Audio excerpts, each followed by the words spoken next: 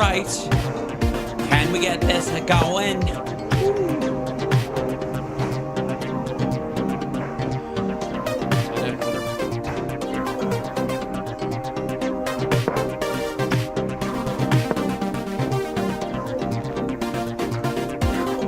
Streamers wasn't always clear when their streams need to be labeled as mature. All right, that's good to know. Well, let's just get in here. Hi, everybody. Welcome. How you doing? What is... Oh, one of my...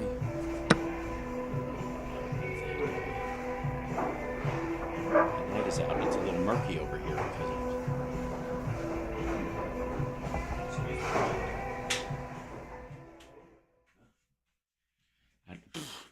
Blind. I'm fine. How are you? That got to Chip. Welcome back, everybody. How are you? Happy Wednesday. Whew, I'm a little sleepy. It was a great night last night. Super fun. If you haven't seen the pics and some of the other stuff on Twitter, there's more to come. And is there a gas leak? No, but there's a fire not too far. I'm sure CSL knows what I'm talking about. We're downwind from a fire, so everybody in the house is. I flew back this morning from LA after doing the show last night, and there's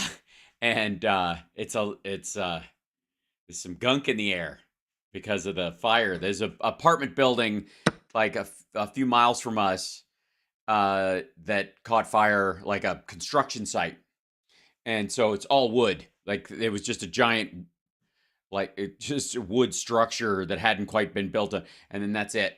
And then it all like blew around. So everybody's got like, I think I have allergies today. I'm like, nah, you're just breathing smoke. It's just smoke. So like all the I guarantee that during that shit in New York, when the Canadian wildfires were blowing smoke into New York, and everybody's like, it's the apocalypse. And 2 days later, they're like, what are we doing next? I think we should. I've been thinking about the ham. Right. Anyways, this particular area, that fire. Yeah, you drove through it. Yeah, it's pretty gnarly. It jumped the freeway, burned some trees on the other side. It's not good. So, anyways, more wildfires predicted. Well, yes, there is a Stargal. We do have a wildfire season. All of these places do. So I guess you can never go wrong with predicting that kind of stuff. And hi, chat room. By the way, good morning, welcome. How are you? Whew. I'm a little, in Ontario. Yes, I know. In Ontario, yes. And what do you think? Arson? Because you guys busted a bunch of arsonists up there.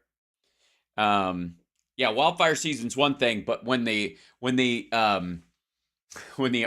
arsonists kind of try to jumpstart making people care, they do the exact opposite. It's, it's like and just for the record, arson is always attempted murder. No wildfires from the dryness and heat. No, I understand that. What I'm saying is there can be dryness and heat without anything sparking a wildfire. And there you go. She ran calling wildfire. I love that song. I'm just saying. Wildfires near the freeway again. Yeah, well, I blame the Jewish space lasers. Yes. Anyways, I will be a little laggy for the first part of the show. Talk amongst yourselves, because it was I didn't get out of the jam because I played guitar last night as well as singing. So I didn't leave the jam till like 1:40, something like that, after saying hi and bye to everybody. And we had a lot of special guests that were there, and like it was really, really nice. We had the Juan Garcia, who was, Metallica largely started with him jamming with Lars Ulrich in San Francisco. He came and played. We had members of Flotsam and Jetsam, which was, people might remember, is Jason Newsted's old band before he moved over to Metallica. I'm sorry, Moms Russo. I understand that. Yes, we had, it has a not too similar bit of nostalgia for me. Not my mom, of course, but a babysitter that I had. No, did D. Snyder show up? No, he didn't, but his son did. Jesse Snyder sang last night. He was great. Tom Hartman was on Political Girl last night. That's cool. Again, I'm trying to get people on that don't have their own show already. Hey, Al, in hospital with a broken leg. You're the best. Oh, hey, I'm sorry, 1979. I'm sorry that you're laid up, but I'm glad we can be here for you. Can you feel this? Can you feel that? Oh dear. I think we're gonna have to amputate. I'm sorry. Bad news. Did Tom Hartman say no? You could watch Hal take a nap. You might have to at some point, I have to say. Canute's in the house. All right. One of my favorite had known the California inspector. One of my friends had known the California fire inspector turned arsonist for years. He was like a brother to her and had talked about writing a book about arson as fire inspector. Turned out to be true. Right. It's a weird mix. D. Snyder is indeed cool. We like him. Anyone else see Bobo Reader impeachment of Joe Biden? Yeah, I talked to her. We'll look at the trends in a second because I tweeted at her earlier, specifically because she was doing her like, enough talk. We've got to impeach Joe Biden. And I was like, why exactly? Honestly, why? Other than policies you don't like and disagreements, because fuck, if that was the standard, it'd be just nonstop impeachment trials all the time. On our side of the aisle, at least we had evidence that Trump was dangling around with the Russians. But let's see. I'm gonna look in my trendages. Yeah. So this was my my response to it this morning. There we go. She's like, enough talk. Impeach Joe Biden. I'm like, why? I'm dead serious. Like, I don't. Other than she's like, I've seen enough. I haven't seen any evidence, but I've seen allegations of a guy who heard from a guy who thought a thing about a guy, and that's enough for me. Okay, get him out of there. Let Kamala Harris be Oh, that's how it works? Shit. Well, let's impeach her too, and then it'll be Kevin Oh, fuck. So, hi, Tom. Let's see. By the way, I'm going to cover more of the Trump thing this afternoon. Holy hell.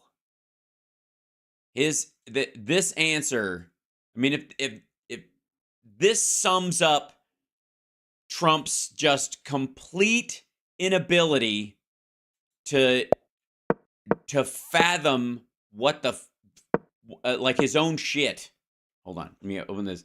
This is like, and Brett and kudos to Brett Baer for just like dropping this on him, just walking him into this rig. Like, here you go, Grandpa, out into the yard. Here we go. Yeah, there we go. Right up to there. Yeah, just now I want you to, keep your eyes closed. And when I tell you to, I want you to take the next big step as hard as you can. As hard as you can. You think you can do that? I could totally do it. All right, go for it. And then, good kapow. Watch this and the list of former members of his cabinet who have turned against him, are running against him, or refuse to endorse him, or flat out say he's nuts. These two moments are probably the biggest evidence, if anybody needed it, that Fox sent a torpedo Trump's way, and it caused a hull breach. Watch this. I focused on nonviolent crime. I focused on nonviolent crime. Example, a woman who you know very well. He forgot her name. By the way, individual drug dealers, you might be able to argue, especially if it's just pot, that it's a nonviolent crime. And certainly individual drug users in that regard. And I don't think it's victimless. It's just self-victimization, and there's only so much you can step in between, as far as society goes, in between a person and their shitty choices. The only time you really, I think, can do it is when those shitty choices impact other people, right? That's where the helmet laws are kind of watery for me. Because the world needs more organ donors. I'm kidding. But the point is, in this particular, he's like nonviolent crime. Okay, the woman he pardoned was a cocaine trafficker and had enforcers working for her. All like mid-level and like third-tier drug dealers who have people working for them have other people who beat the living fuck out of people or kill people on their behalf. So the idea that it was just kind of like a distribution scheme, like she was running it like a Tupperware, or a like an Amway, what are they, like a branch, whatever where you can get your own people, where you Ponzi it out to other folks, is horseshit. Was in jail. She had 24 more years to serve. She served for 22 years. She had 20. Alice Johnson. Alice. She was in the Super Bowl. High quality. Oh, yeah. High quality. What do you mean? What was high quality? The weed and the coke she was selling? I mean, honestly. I said, how many years? And she was on a telephone call, and they were involved. I haven't really looked, but 80, 20, 95% pot in giant bulk. I don't know what was hidden in amongst the bales. Trafficked children. It's hard to say. Mostly marijuana. Fuck me. And she got like 50 years in jail. But she'd be killed under your plan.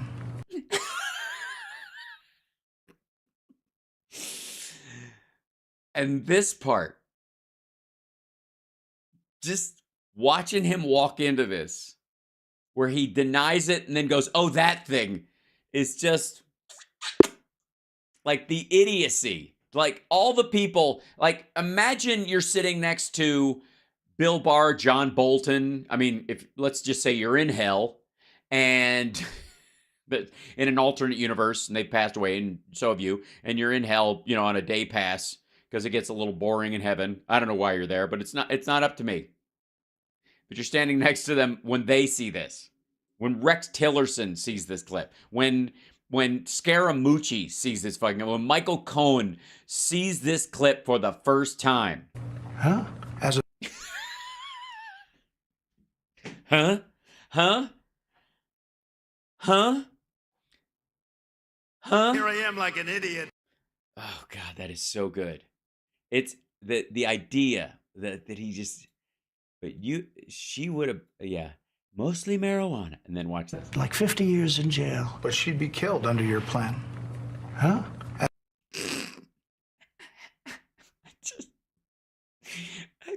It never even fucking occurred to him. As a drug dealer. No. Under that? Legal. Yeah, look. Here I am like an idiot. I mean, for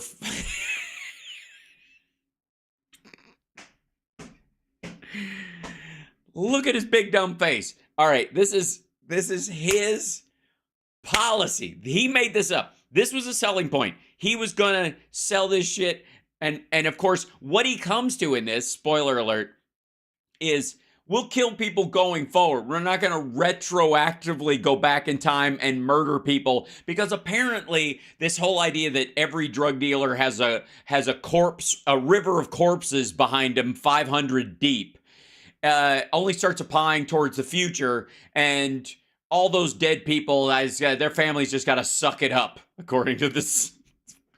This is all garbage, by the way. Don't even think for a second I'm having a serious conversation about any of this stuff, because we're only dealing with the gibberish that comes out of this fucker's empty head.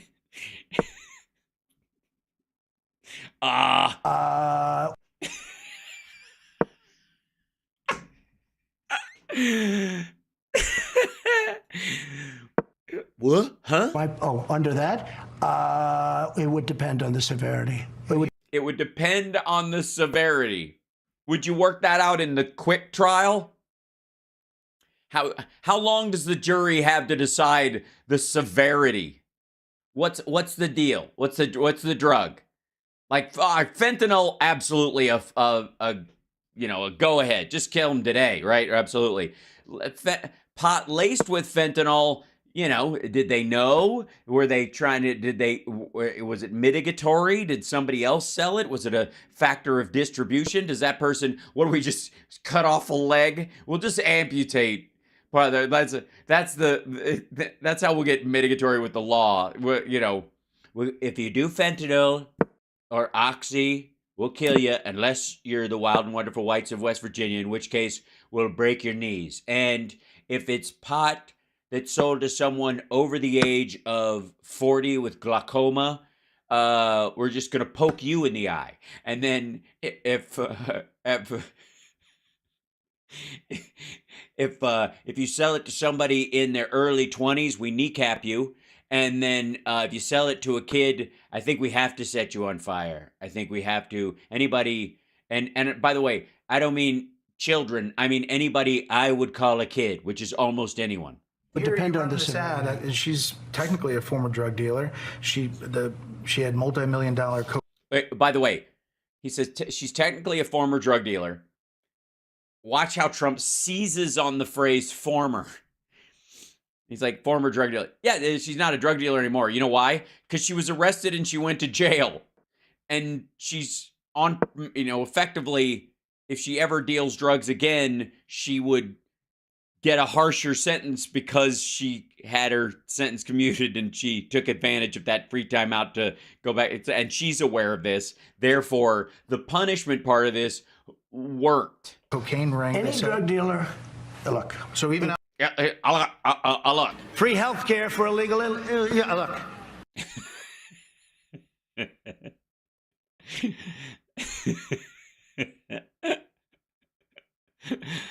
Oh God, it's just so good. It's so good.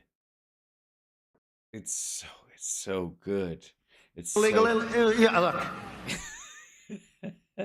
Now Johnson in that ad. She can't do it, okay? By the way, Yeah, all right. Now she's not allowed. I pardoned her. She can't. She of all people. I let her out. She can't do it anymore. She can't do it again. I'm trying to say, if she does. if that was there, no, she wouldn't be killed. It would start as of now, so you wouldn't go to the No, I past. know, but your policy. It's like, yeah, I know you won't retroactively murder people for a change in the law because that's fucking insane, you crazy asshole. No, but they're starting now. Yeah, I focused Yeah. on nonviolent. Yeah. Free health care for illegal, look. Here I am like an idiot. God damn, that's so good. It's so good, guys. That's so fun. Oh, it's rough. Oh. Squirrel. Yeah, the hair's a little bit, his hair was a bit rough. That's so good. Yeah, ex post facto, exactly. Like he knows what that means. Obviously, we couldn't post factor it. And Jesus Christ. Oh, God. It's so. Oh, God. Oh, yeah. We have to. Yeah, we're going to grab sound bites from that. No doubt. Shit. Yes, a yard full of rakes with shit all over them. Yeah, like each rake on the end of the rake handle at the very end is a pie tin full of shit. Just her cap. The best people part now. Yeah, I know exact. Oh, okay. The best people part. Oh, thank you so much.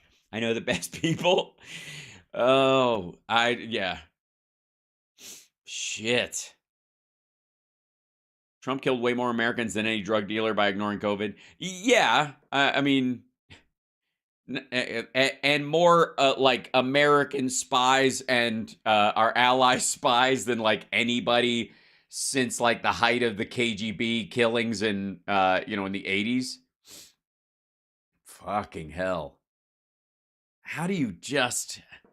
you're watching Hal Sparks Mornings Mega Worldwide, by the way. Welcome. Hi. Like, subscribe, give a thumbs up, support the show. Subscribe on Twitch, twitch.tv/HalSparks. Helps us out a lot. And then, of course, subscribe on YouTube. I dare you. I'm being shadow banned. The deep state algorithm has come for me. Therefore, you must subscribe.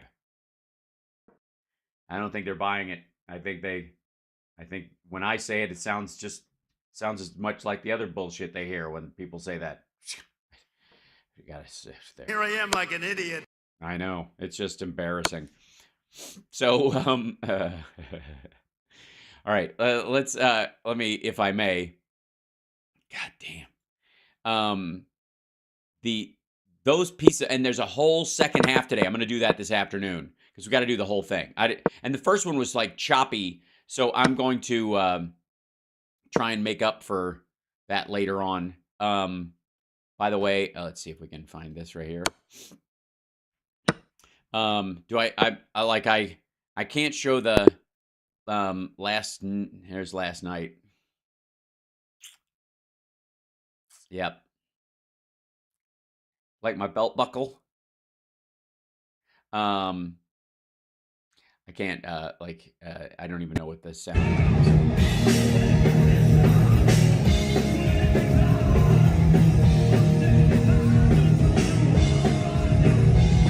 And by the way, I went up an octave because they downtuned half a step, and so it was way lower. Here's the thing. I think you do the songs in the original tuning. If you're going to jam them, if you're going to tribute them, if you're going to do those songs, then do those songs or don't do those songs. And so there was an executive decision made without my consultation to do the whole show in E flat, because some of the songs are in E flat, like which is downtuned half a step for the who's at home. The Black Album on for the most part until I think Death Magnetic was downtuned half a step. So they just went there and stayed there. I personally think you do bring two guitars, dude. Anyways, so we did it half a step. So I half step down. So when you do that, sometimes the only thing you could do to comfortably protect your vocals, so you're not singing down into your like guttural part of your vocal cords, is to go up.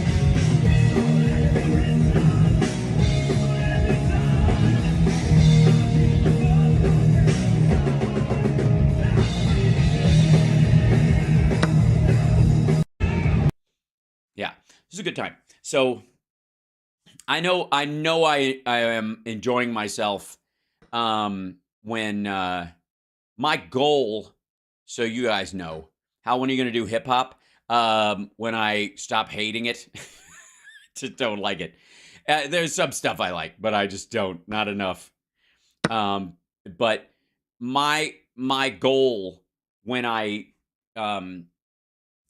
sing at the jam especially is to disappear. Like I want to lose my mind while I'm singing. That's my measurement for success for my performance. If I hit the notes and all that stuff is there's a great quote from Steve Vai, and I know I'll butcher it right now, but it's the idea that the goal of mastery, and he's talking about the guitar, mastering the instrument. The goal of mastery is not virtuosity, but abandon. That it isn't to become a virtuoso, it's to lose yourself in it, to be so connected with the instrument that you don't have to think of any of it. You don't have to go, look what I'm doing, look what I'm doing. It's just there. And that's what I'm kind of seeking, and that's what I use the jam for myself. That's what I get back from it the most as a performer, is that each time, because it's a challenge to, learn new songs a lot of times, or switch over to, like if it's a regular song, if there's a regular song that I know, if I can do that, it's great, but that's easier for me to do that, to get there, because I already know it, and I'm halfway across over the bridge. But in this particular instance, a lot of these I'll learn just for the jam, and it means diving into it for like 3 days beforehand to just kind of wind myself up in it so that I can just pop the spring when I get up there and enjoy myself. You mean attaining the 9th level? To reach that upper level, your mind, body, and soul must be one. It's a sacrifice. It takes hard work. It's a way of life. You're not a headbanger? That's okay. Their S&M album with the full orchestra was amazing. I agree. I was there. Dan, Boston, Brian. And I was at the second one as well, with my good friend Stephen Brewer, who's in Lions at the Gate. He's in the band Lions at the Gate. He's an amazing guitar player and a sweet guy, and he's just He's on tour, I think, right now. So I have a lot of friends that I never get to see. And Steven's one of those guys where we're like, almost. Hey, are you in? Nope. Yeah. I was at the taping of that. Oh, Steve Vai's For the Love of God, Grumpy Cat, is one of my favorite. It's my favorite instrumental guitar song of all time. And there's a lot of those because I grew up listening to bluegrass. My dad built Dan Crary's house. He was the architect on Dan Crary's house. Dan Crary's an amazing flat picker. He's just an incredible guitar player. So we're surrounded in my family with instrumentalists. We know Bela Fleck. He's a family friend. And so I know a lot of instrumentalists, but For the Love of God is the best guitar song for me. And again, that doesn't mean it will be for anybody else. So yes, Hillbilly, absolutely. So you have too many incredible stories, dude. You have no idea. He'd love to see Ficus playing dueling banjos. I think that can be arranged. I think I have one of my banjos here. The kitties are good. Chud's going to be on antibiotics starting tomorrow. That interview with Dee Snider was so great to see. Top down respect for House. That's great, Treva. Thank you. We'll do more of that. I'm working on it. Glenn Danzig is becoming Steven Seagal. Thanks very much. Although I will say that I'm taller than Glenn and way slimmer than Steve. So thanks.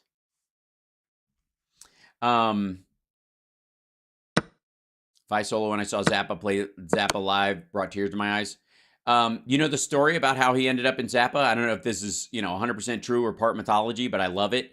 Steve Vai showed up at a Zappa show when he was 15 years old and said, I want to be in your band. And Zappa said, if you can chart the whole show and give it to me by tomorrow, you're in the band. And he was joking.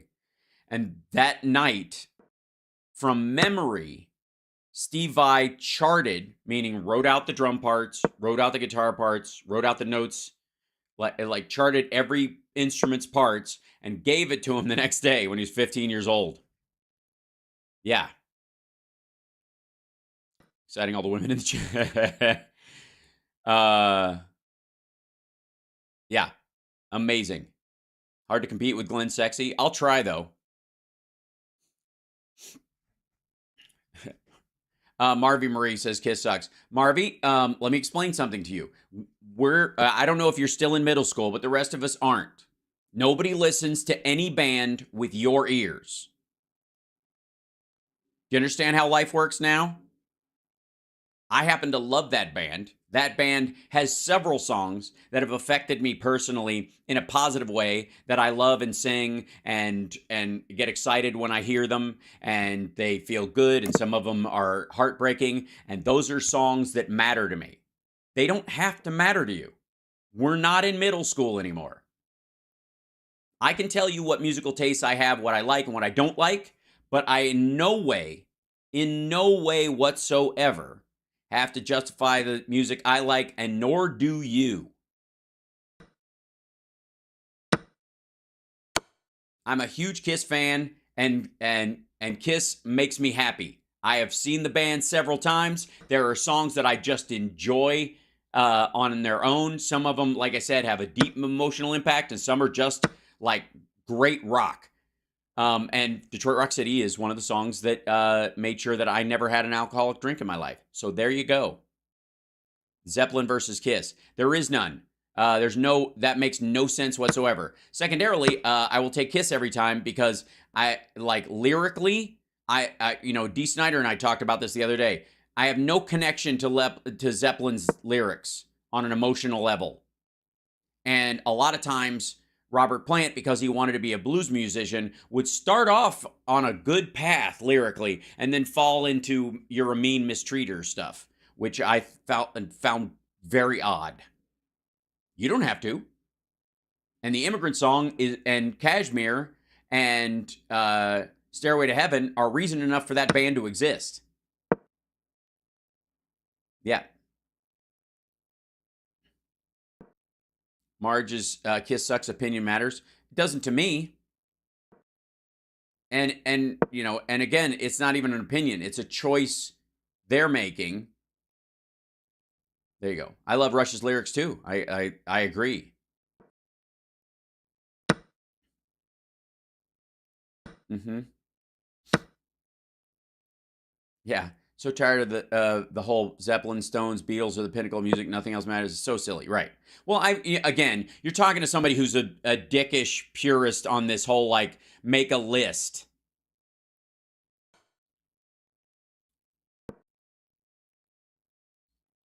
Lick it up, profound. You do realize that the profundity of a song is not its net worth.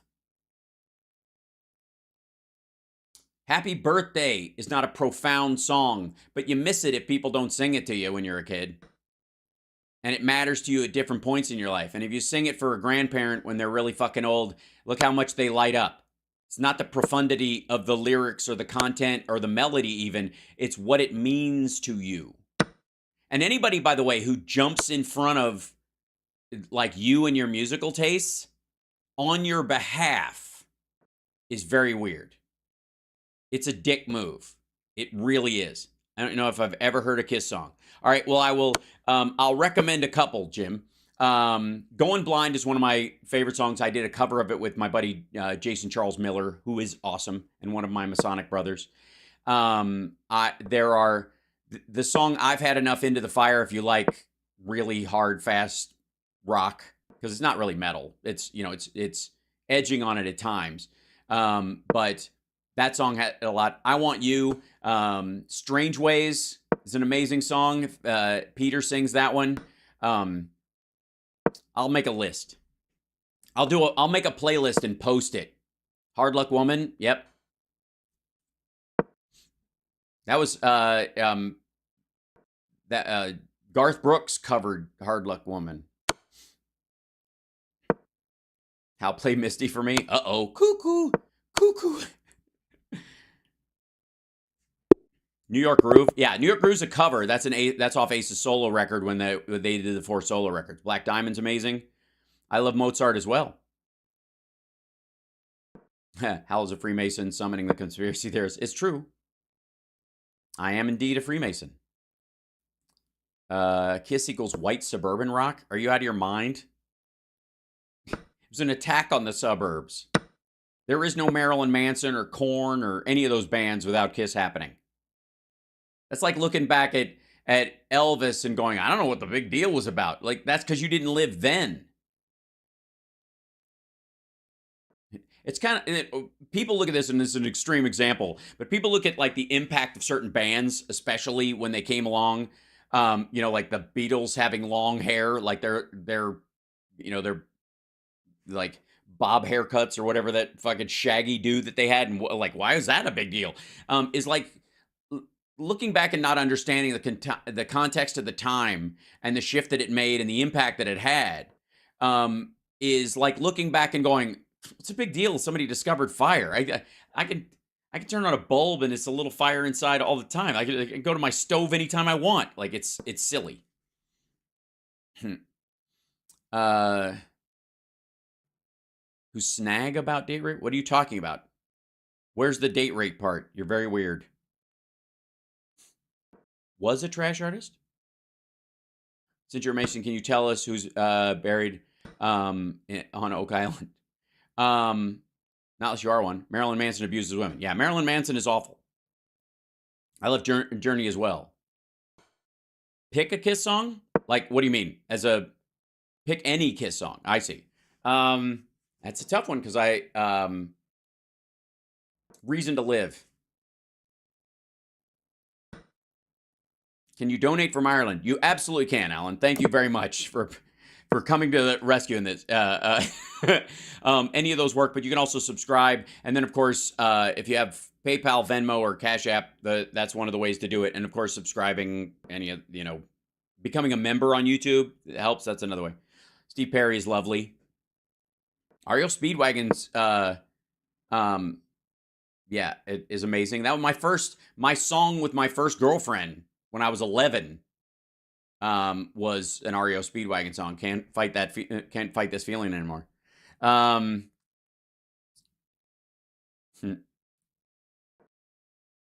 get right said. Alice Cooper preceded both Kiss and Marilyn Manson. Yeah, but without the melody. That was what was missing. And that's why he leaned more on the theatrics over time. Least favorite Kiss song? Domino.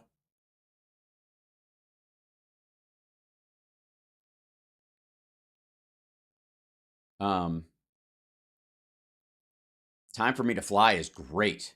It's a great song. Can't name one Manson tune. Really? New Shit. I mean, he covered Sweet Dreams. Molly Hatch. You like Domino? Yeah, it's just not my favorite. Love Gun's a great song. Listen to the harmonies on that song and recognize what you're listening to. Favorite art is, yeah, it's a good one. They still sound amazing, by the way. Beautiful People. Yep, there you go. Thanks for the memories. Pearl Jam. I love the first Pearl Jam record. 10 is amazing, but it's not a grunge record. It's that the production on that, I've said it before and it annoys people, but the production on the first album, the Pearl Jam album 10, it might as well be Pink Floyd or U2. It is fucking pristine. And the idea that it's grunge it got lumped in with that because they were all wearing the same clothes. Soundgarden is the grungy sounding band of all those bands. Nirvana, you could argue, it leans more towards punk. Like it's pop punk more than it is, recreating a sound of grunge. It was just grunge was just the cheap production value that was available. Like, oh, let's just crank it out and just do it.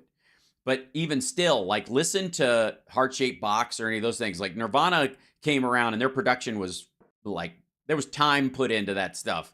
It takes a lot of time and effort to look this fucked up, right? Bad Company is great.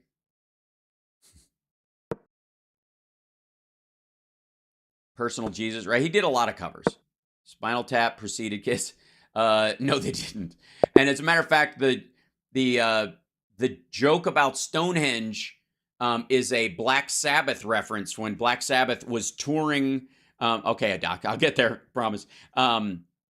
When Sabbath was touring with Ronnie James Dio, I think is the singer, or it might have been after Dio left and went on his own, and they had their third singer for a while, and they were doing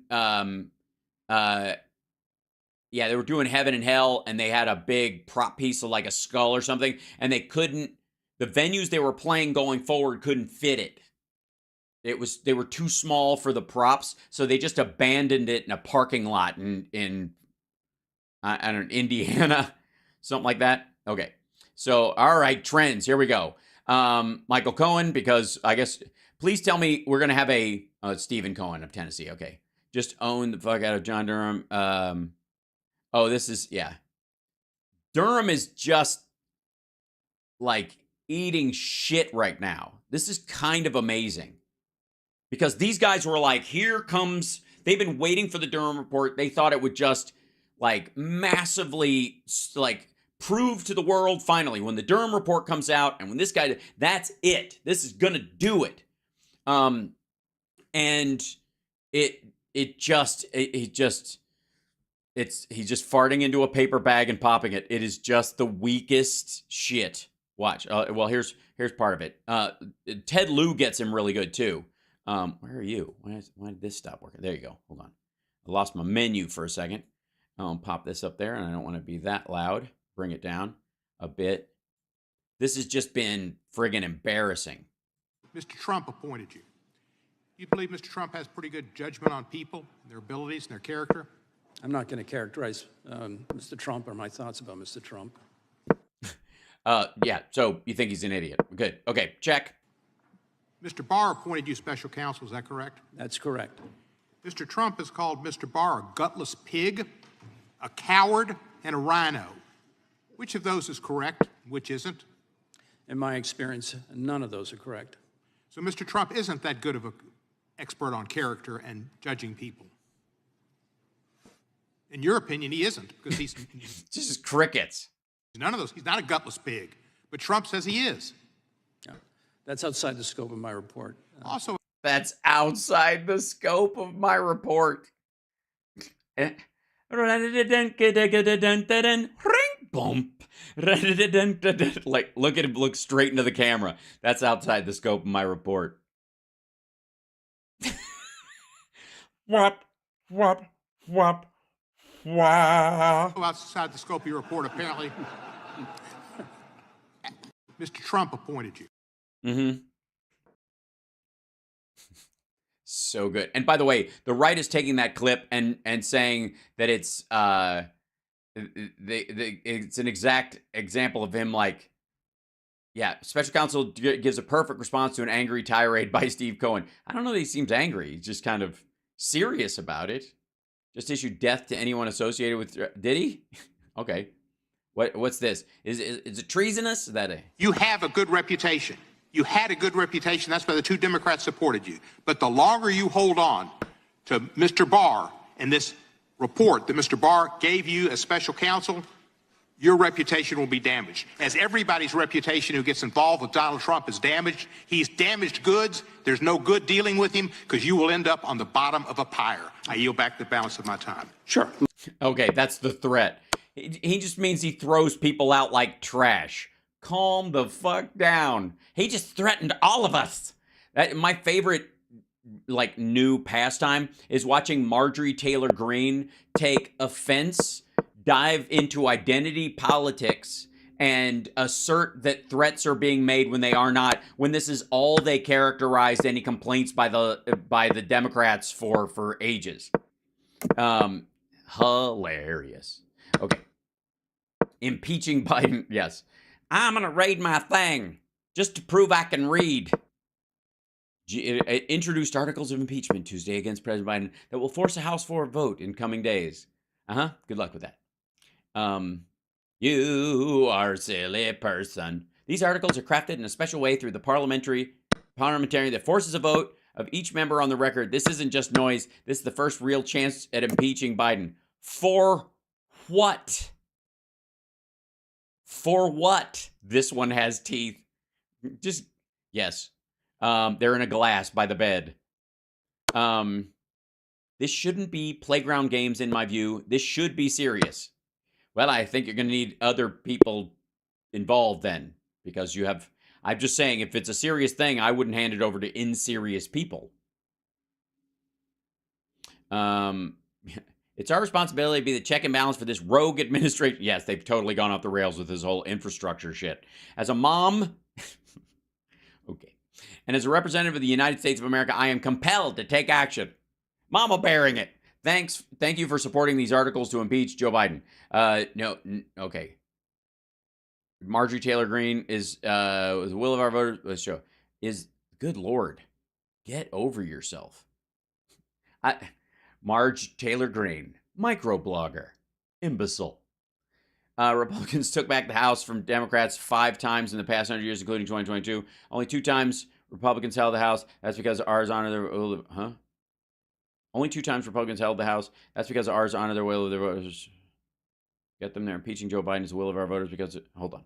Took back the House from Democrats 5 times in the past 100 years, including 2022. Only 2 times Republicans held the House. That's because ours honored the will of their voters who sent them. I see. So she's basically saying that they're only going to hold on to their slim margin if they impeach Biden. Impeaching Joe Biden is the will of our voters because the overwhelming amount of evidence proving his crime. No, it isn't. That is not at all what your voters are saying. I mean, it might be in her district, but it ain't nationwide. That's the thing. And that's how you lose the House, is you chase these like little fiefdom arguments in your little like hyper red districts and think that is the world. Okay. Okay. Good. Hopefully it's Greta Thunberg and not Greta Van Susteren. Thunberg trying to do top climates are warning that climate change will wipe out all humanity unless we stop using fossil fuels over the next 5 years. Yeah, okay. If you look at this, this does not, he's right. This does not claim that humans will be dead in 5 years. This claims that if we had up until 5 years after that tweet to stop using them entirely, or wipe out all of humanity. That's the idea over time, that the damage will be done at that point. And by the way, a top climate scientist, which, again, single scientists will all say all kinds of things over time. She's not like, and again, what was she like? Yeah, she was 15 years old when she said, like, come on. Meanwhile, I choose Andrew Tate's life every single time over the life of a half-educated, autistic, doom-mongering ego cultist, and the only car I own is a diesel Tiguan. What? Oh, I see. I don't know. But bought her check, and we've got to listen. Who gives a shit?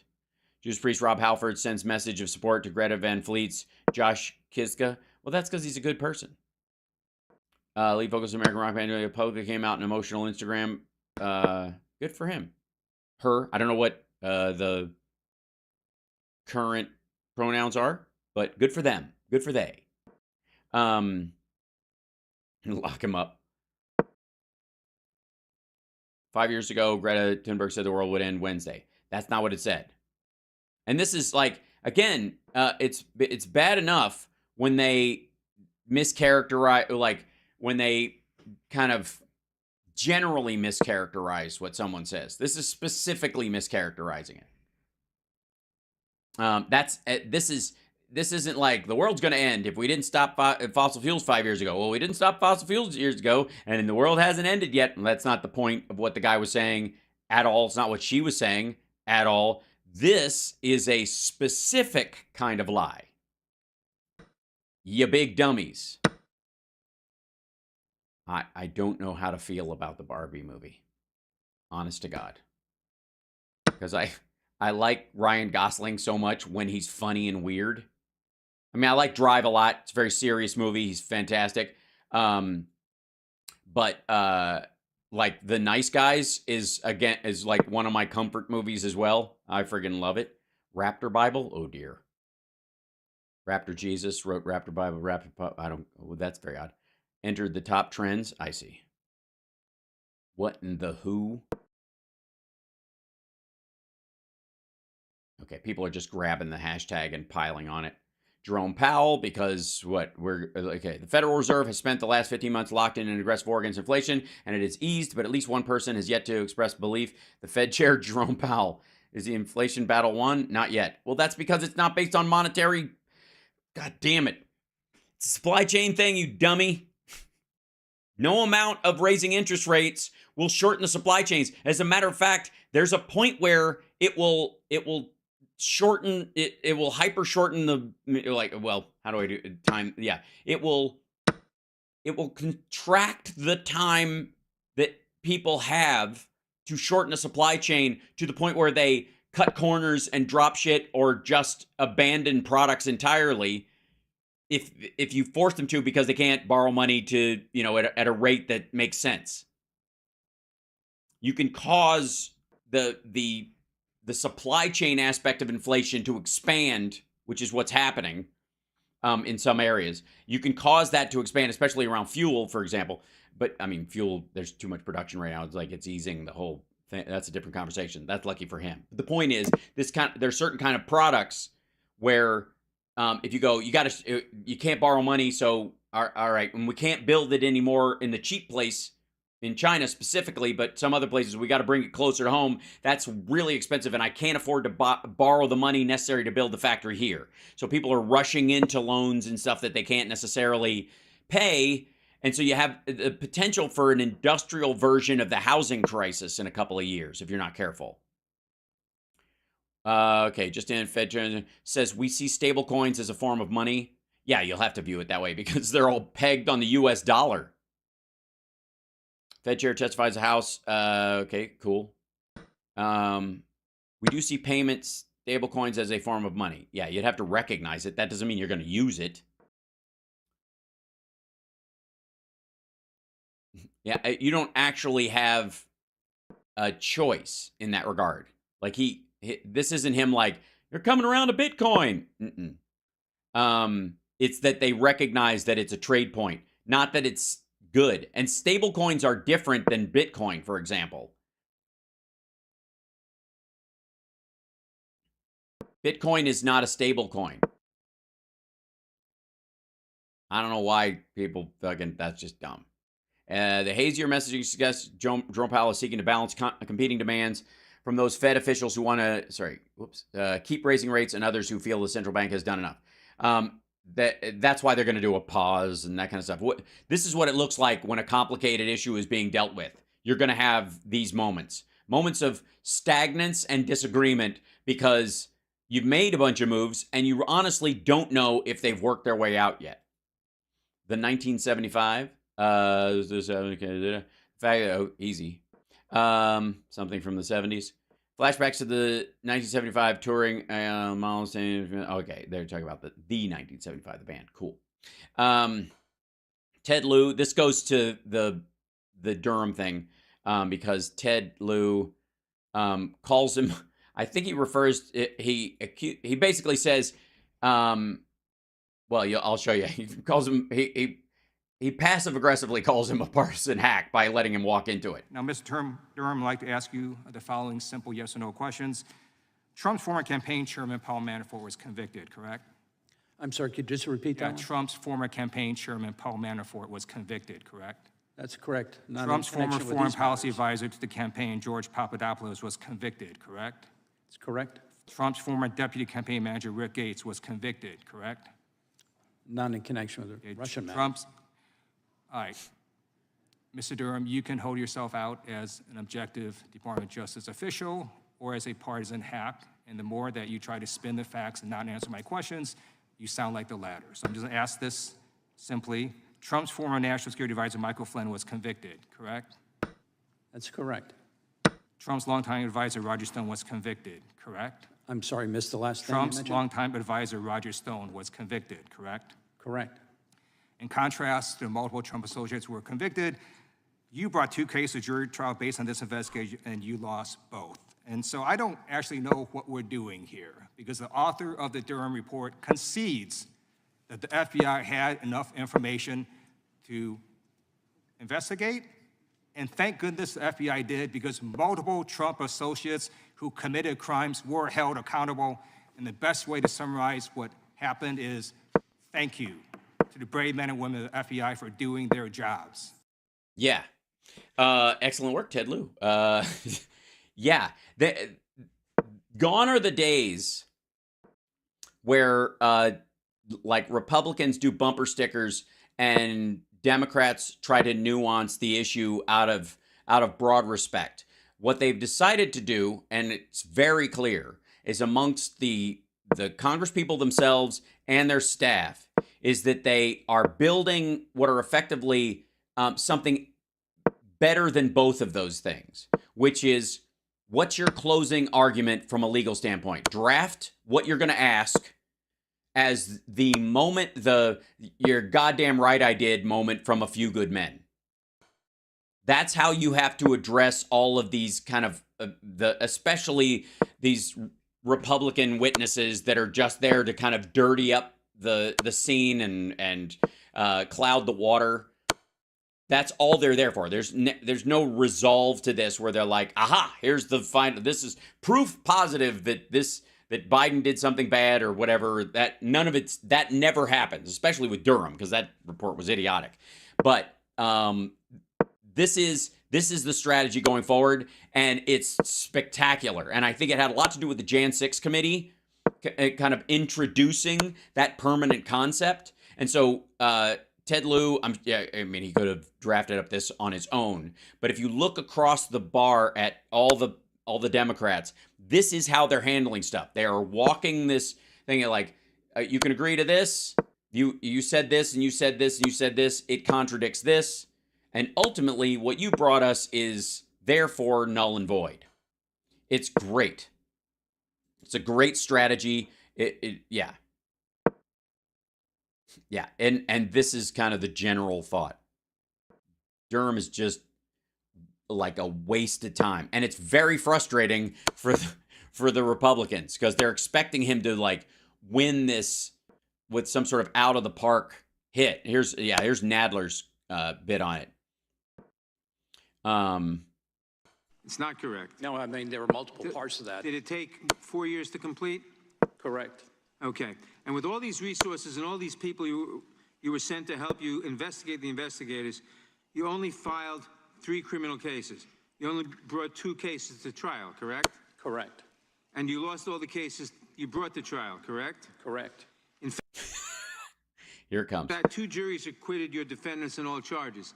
And the one conviction that you obtained, the defendant pleaded guilty to a single count that never went to trial, correct? Correct. I will note that in that case, the primary investigative steps were all completed by Inspector General Horowitz. Perhaps you were better when it came to your report. From my reading, your report did not make any specific concrete recommendations to improve DOJ or FBI policies or procedures. In fact, your report repeatedly references the recommendations made by Inspector General Horowitz, almost all of which DOJ and FBI have already implemented. Again, your investigation lasted 4 years. 4 years and untold sums of money, and you still obtained only 1 conviction. You did produce a 300-page report, though, and that's given my Republican counterparts plenty of material to spin. It's not. Yeah. And by the way, Philip Hittner is joining us, and I will bring him up in just 1 second. Let me move into studio mode, bring him over here. Lots going on in Ukraine today, certainly. And so a ton of stuff for us to cover. Give me 1 second. I'm going to pop this in there, and I'm gonna do something funny real quick with Philip in there, just for a split second, just so Philip can like live vicariously through this moment. Hold on, I'm waiting for the video to pop up. Might take a second. Where are we? And here we go. Why is that not in there? Okay, there it is, and hopefully it will work. It's being weird for a second. There he is. I see him.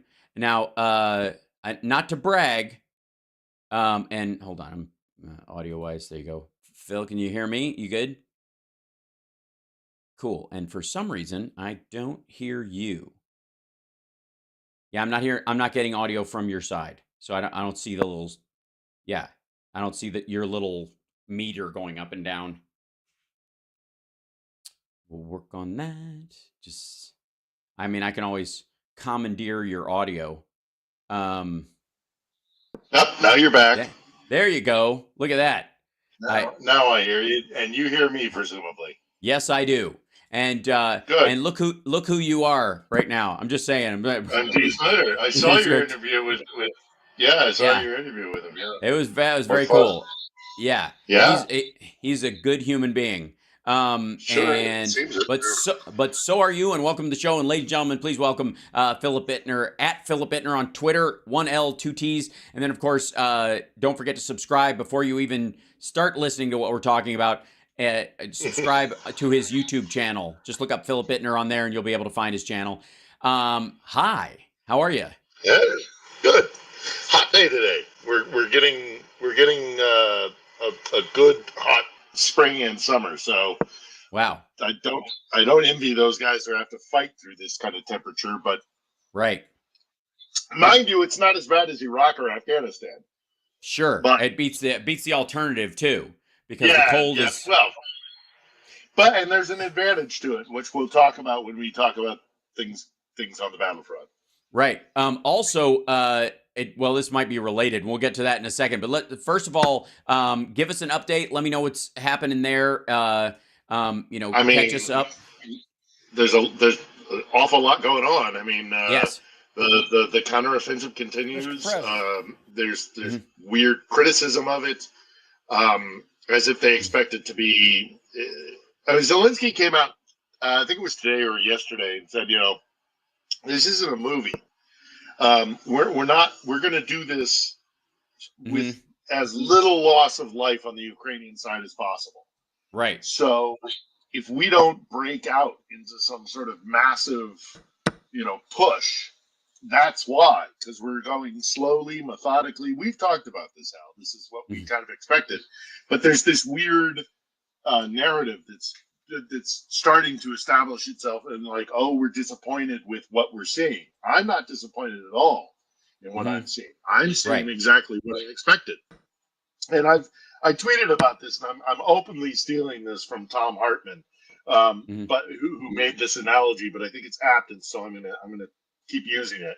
This is like American football, but we're running a ground game. Right. We're not doing passes. We're not going to try and grab 10 yards on one play. We're going to take 3 yards today. We're going to take 2 yards tomorrow. We're going to march the ball down the field until we get to the end zone, which is the Sea of Azov. So, I'm not upset about the way things are going. I don't think they're going, I don't think they're going badly. They're just going slower than what I think a lot of people anticipated. Yeah, people thought it was going to be the Kherson and the Kharkiv, lightning attacks again, and they're taking too much territory over a wider area for that to make any sense. There are places where they have broken through, and they do have those kind of short runs into that, but they do kind of, and I don't think Ukrainian troops did this. This was obviously like Russians, but the Belgorod, push in and then get out. The idea that you go in there, you splinter things, and then you get out, almost like having the same impact as a missile strike, but on a more like macro level. So yeah, and I've also said, we've discussed this in the past, is the idea that if you push along a large stretch of the front line, and then consequently the Russian defensive line, you might find, because now the Russians have to defend along the entire line, as opposed to a pocket or a spearhead that they need to chase down. But because it's all along the front line and it's this slow encroachment, they have to maintain defenses all along it, and ultimately something's going to break. And so the Ukrainians, I believe, and I think we're of the same mind here, and I think we're of the same mind with a lot of people who are really paying close attention to this, and who have some smarts about military operations, is that, as you're pushing along that entire line, something might break, and then you exploit that. You exploit it, but at the same time, again, Zaluzhny and Syrskyi, the top generals here, Zelensky as the head of state and the commander-in-chief, they're all saying the same thing. We're not going to do this. We're not going to do a rush for something. We are going to. This is an entire. It's not an offensive. It's a campaign. That's a direct quote from a Ukrainian military guy that I know. It's not an offensive. It's a campaign. We're going to do this all summer long. We're going to push to the sea, and we're going to cut off their land bridge. That's the true objective, I believe, and that is actionable. That is possible. Seizing all of Crimea, seizing back the Donbass. That's going to be a real hard fight. But what you can definitely do is drive to the sea and split them in half. Agreed. And I do think also that in many ways we've seen in the past where they've done head fakes around stuff, which is not a bad idea. It's very smart. So the idea that prepare them for an offensive so that they draw back into their safe spots to, so where they're close to ammunition and they're close to all that stuff. And then you bomb those sites and you take out more personnel than you would if they were all spread out in their regular stations. And the other thing is that they're also aware that 20,000 kilometers of Ukrainian territory along that front line in front of their trenches has been mined. And so the idea of just sending their guys steamrolling across it in a big rush to snag that land without being aware that that's how you lose men. And that's kind of, I think, what he was mostly referring to is that and so going around it, finding other routes, capturing people and going, all right, how do you guys get in and out of the areas where the mines are? Draw us a map. And then if it, it won't be very good for you if it doesn't turn out to be true, and then, which is what they say. And then in every situation like this, and then sending people around those areas to try and map them out strategically and give themselves pathways for a faster strike later. The other thing too is that you talk about it as a campaign. You build the idea that it's a lightning strike. They prep for that. Then you say it's a campaign, they settle back in, and then that's when you do the lightning strike in certain areas. That's, and they've had operational. Yeah. I mean, the generals, both the primary generals, Zaluzhny and Syrskyi, and Budanov as well, who's head of military intelligence, are all really very competent officers. The Ukrainian the Ukrainians lucked out with Zelensky, but boy, they lucked out with their military leadership as well. Hmm.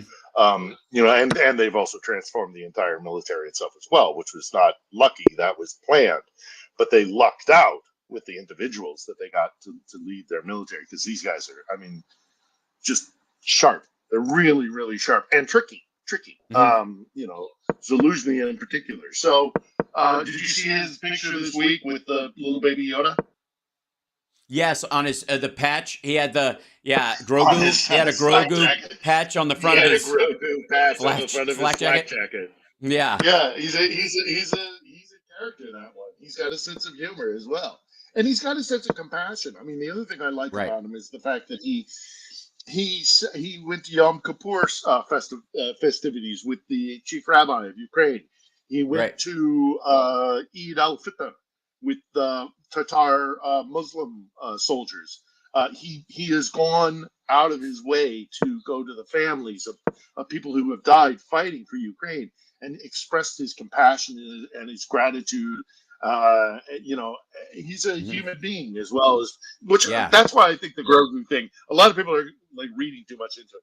I think he just like putting on a Grogu yep. patch. I mean, Right. And it need only now be that simple. Now, also, I think you the need point you're only trying to, I yeah. think the point you're also trying to make is that they're trying to draw a very obvious distinction between the closed society of the Russian, the Putin-esque closed society of a singular religion, a singular thought form, Yeah. a unified and distinct people Or with no variations.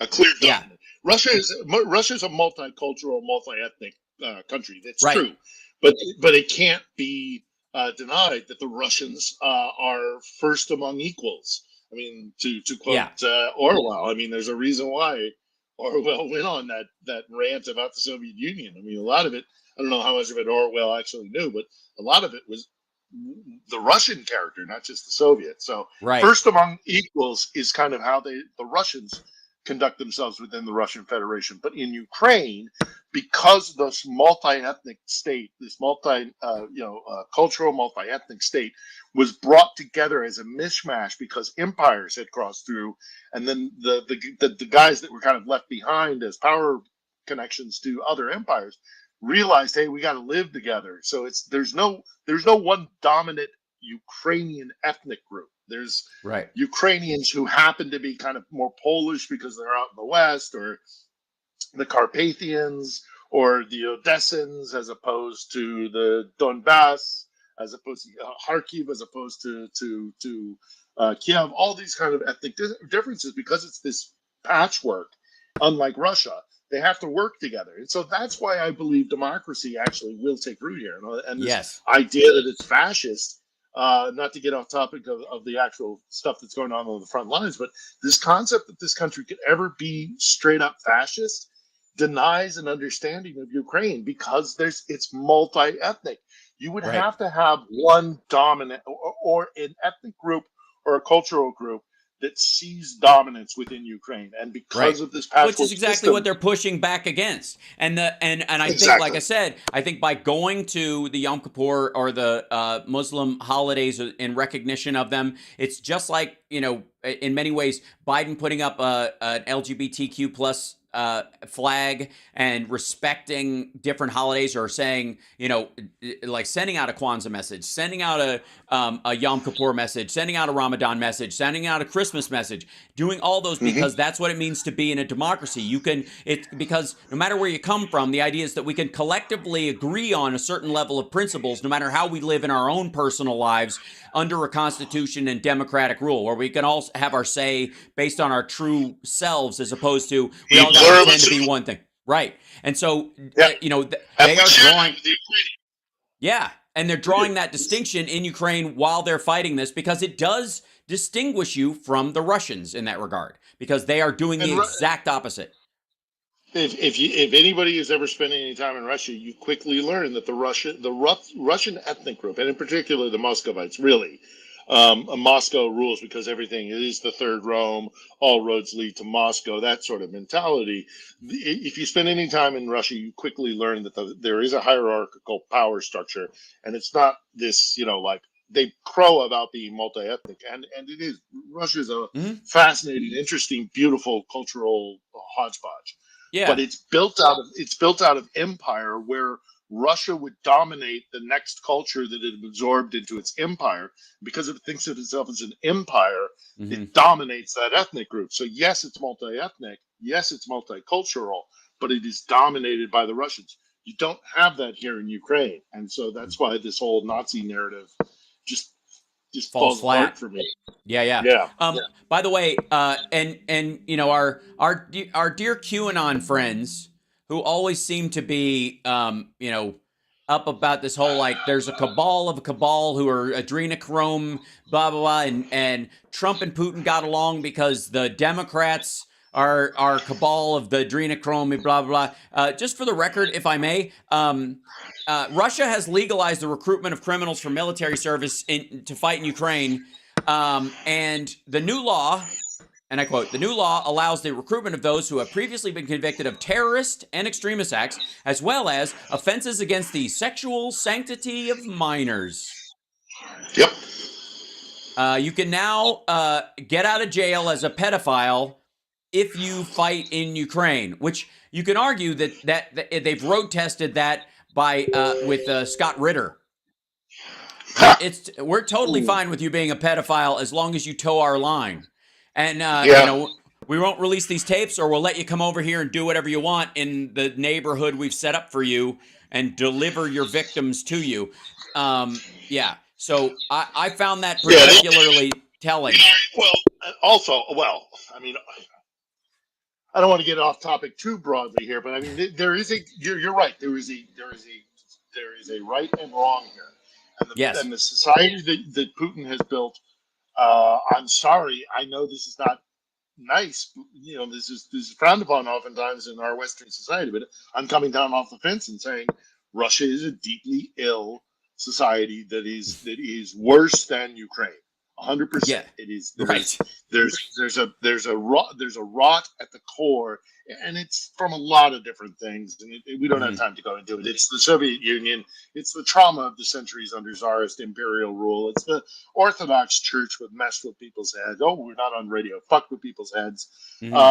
Screwed them up, turned them right upside down. I mean, this relationship between Tsar and Church, and never stopped. The place is traumatized. The place is. It's ill. It's ill. It needs to do some hard work. Not to say that Ukraine is pristine, but at least they acknowledge that they have trauma in their history, and they're trying to deal with it. This is another, point of differentiation between the two. These are not the same countries, and this is what Ukraine is fighting to get away from. So the other pedophiles. There's a law, 10 years ago, I think it was, roughly. They legalized spousal beating your wife. Yeah.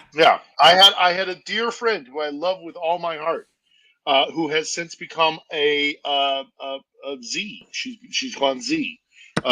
She's gone over to the Putin side of things. But even she was I came to see her in hospital after her husband had curb stomped her, and got away with it because he was the husband. Right in front of their 6-year-old daughter. Can I just say, that's the kind of country we're talking about here. No, not here, not anywhere. No, like that's never going to be a thing. That's ridiculous. It is violently absurd and grotesque. I want no part of any country that would take that action. It's one thing. There are tons of countries in this world that look the other way or know that honor killings exist or things like that. Toxic masculinity is everywhere. Sure. I know everybody jokes about that phrase, but it's real. Yeah. And that's what I'm talking about here. And in some countries, it's actively codified on a level that I don't think Americans can even understand. And I would just like to say, for the record, insofar as the legal ramifications where your shitty behaviors don't stop at the end of your nose and affect someone else, no, that's not happening here. We're not going to let that happen. And why would we want Ukraine to live under the the umbrella of a country that would even float that shit. Yeah. Well, how does that work? And that's, you know, it's interesting because Philip, when we talk about the sort of cultural issues you bring up, and for me, it's like the Brittany Griner thing is a great example of like, do you want any country to share the legal system like the one that that snatched up Brittany Griner? And that's how you want everything to live from this point forward. If you do, fucking say so. But I got news for you. It won't even be popular amongst the people you think it'll be popular with. And especially that shit. When they legalized spousal abuse, I was like, all right, why? Why would anybody want that as the controlling voice in their life as a government? Like that boggles the mind. And it's not even based on like some sort of ridiculous religious, you know, like Bronze Age bullshit. It's No, literally it's just the role of the man. yeah. It's the role. It's masculinity.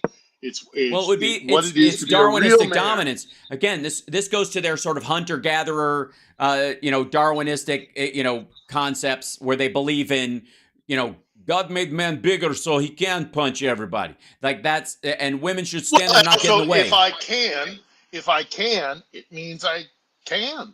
Yeah, I mean, I should. You know, if I have the ability to, exert my will over another's, that's if I, because I can.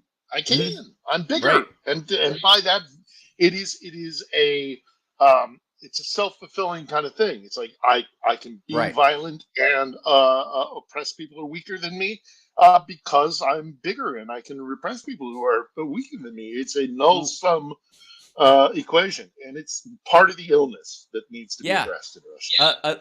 Like that. I mean, a lot of us will look back on kind of like there were a lot of southern towns and some counties where they would let that shit slide in the United States in the 40s and 50s. And you know, and they would, and then previous to that, it was an understood part of life. And now Americans right now, that's illegal, and spousal rape is an actual thing. Like that's not okay either.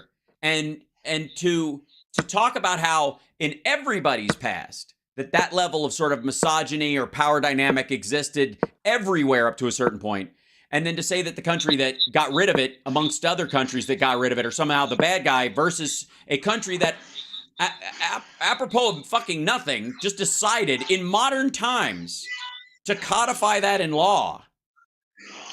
It boggles the mind. So the thing I have on the screen right now that I want to talk about is that you got there. France has backed Ukraine's NATO bid.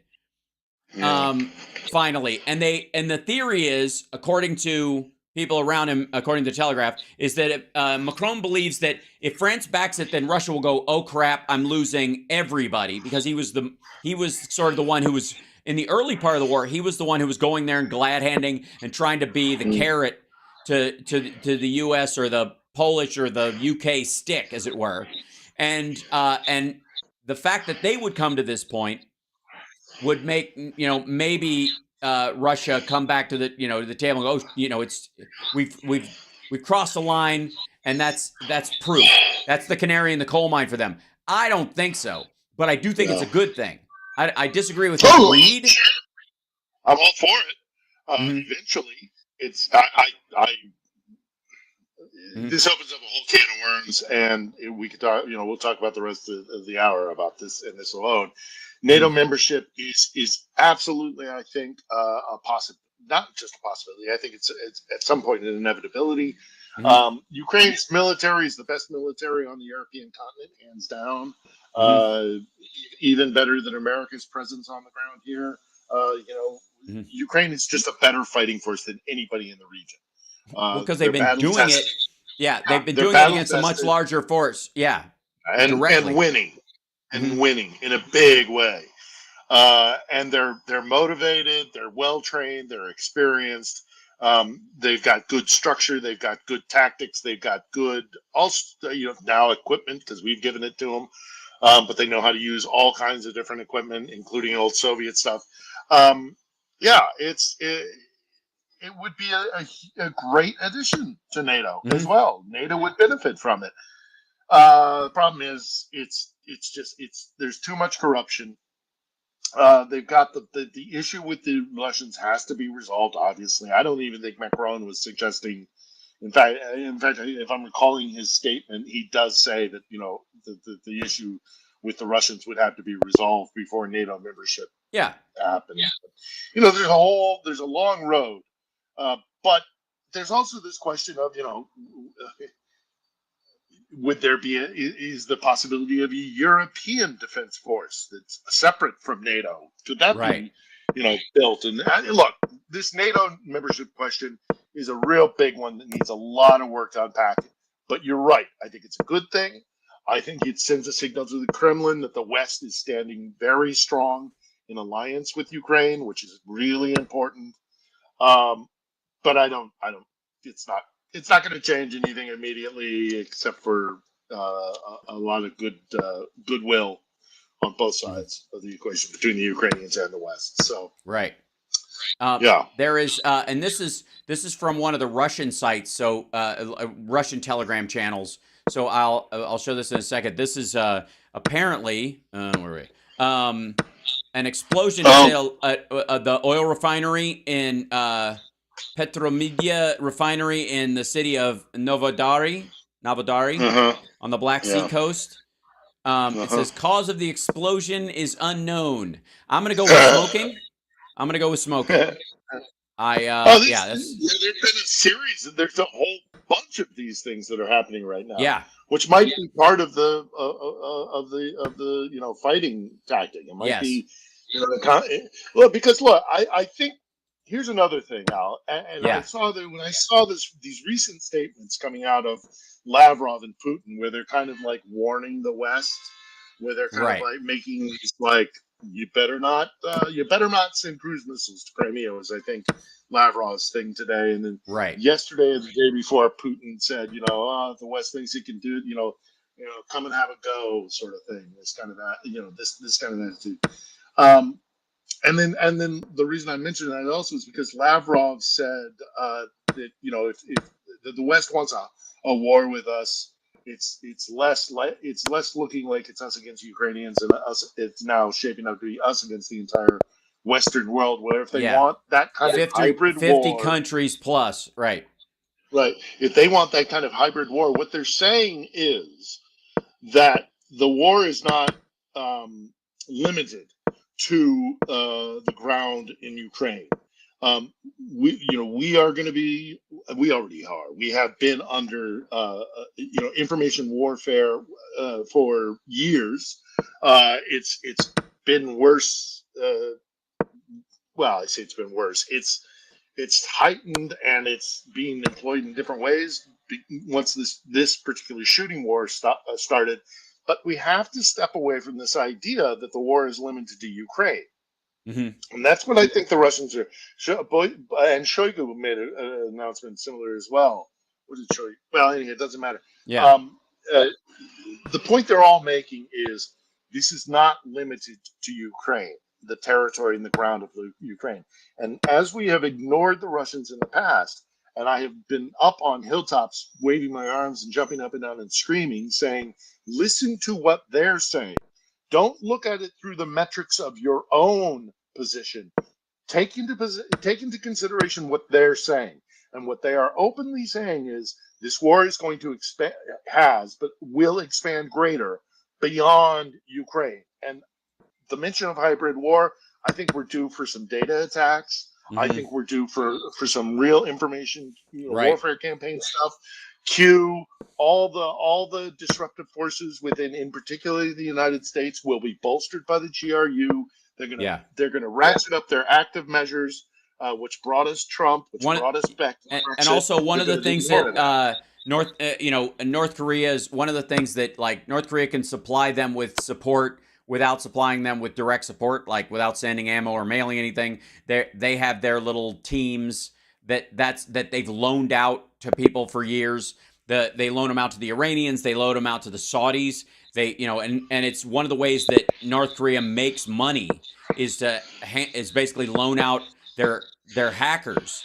as like Cuba did with doctors for a long time. Cuba used to send, its doctors out in the world to basically and keep 50% of what they make, and then tax them after they got back. So they end up making less than, a third of what they would have made if they'd have just been in Doctors Without Borders. And I want to show you this real quick too, because this is very upsetting for the Ruskovites and Putin himself. Blinken, when he met with Xi, she specifically said China has assured it will not provide lethal weapons to the Russian Federation after they met with Xi. Blinken said, yeah, it's not so much we're worried about you guys selling it directly military to military. We're worried about private companies, which there are no private companies in China, so that's why he brought it up with him. We've asked the Chinese government to be very vigilant about this, was the phrase that came with that. And that's, that's a big move. That I would argue is as big as that conversation is as big as the France NATO thing, if not more so, because what they're saying is we're watching the stuff you guys are shipping, and we believe and we will act as though it's from you guys, even if you say it's a private company that sold them ammo or sold them these hunting rifles that can be, and conversion kits, which is the other shit that they were doing. Yeah, keeping China on side and realizing that buddying up to Putin would be a bad move for them, I think is time well spent. So, but I defer to you on all things China. So, yeah, and by the way, I mean, Blinken, all this hubbub about Blinken's trip, I just. The MAGA types are going to attack no matter what. So yeah, well, the irony is like there was no way he was going to come away from that good. No, Rand Paul came out like 3 days ago, and he's going, diplomacy with China is crucial as an attack on the Biden administration, and Blinken's there. It's like he didn't even know. It's so embarrassing. Also, I'll show you this too. This is yet another fire. This is a train depot in Moscow. That, by the way, that's like fuel. That's fuel. That is a giant stuff. That's bad. When it's black smoke like that, it's something burning. Yeah, that's meant to burn in other places, right? It's intense. Yeah. And yesterday, I don't know if you heard this. We were talking about it earlier, but there was a fire here in Vegas. It was about a few miles from my house, and the smoke was blowing around, and everybody's got itchy eyes today because of it. It's a wood fire. It was an apartment complex that they were building that was just frames. So the frames went up, and then it jumped the freeway and caught some trees on the other side of fire. So it was a lot of smoke. It took them overnight to put it out. It was mainly because they were worried more about controlling it away from the other buildings first and then putting it out instead of just dousing everything with halon or whatever. Anyways, point being is that you could see it from the house. It was probably a column of smoke about a fifth that size, and it was gray smoke.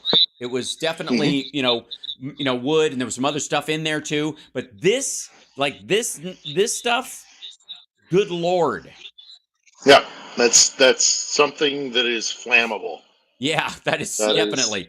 To say the very least. Yeah, that is a fuel when it's white, for whatever. When it's white, it tends to be like carbon that's burning.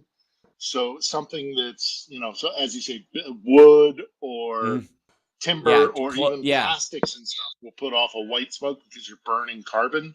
Yeah. Whereas this stuff is burning because it's like a diesel fuel depot. It looks like the top of a smokestack on an old semi truck. Just friggin' crazy. So places falling apart. Yeah, I mean, they'll have you believe otherwise, but it's falling apart. I have to say, if you look at how they talk about it, like they're getting increasingly morose on like the Russian media monitor stuff. Like it's what's his name? The guy on 60 Minutes, Volod. What's his name? Solovyev. Solovyev, yeah. I mean, that guy or Mardon or Solovyev. Yeah, the main dude, the guy who's got the little turtle, like the Sean Hannity of Baza or whatever, Z Baza or whatever. Yeah. Yeah. Anyways, he increasingly in those videos, the one thing that I notice is the demoralized nature of the conversation. Like it has gotten to the point where he literally he said "oi" the other day on in the middle of it. Like he did this diatribe about we got to tell the truth and people got to sign up and we should.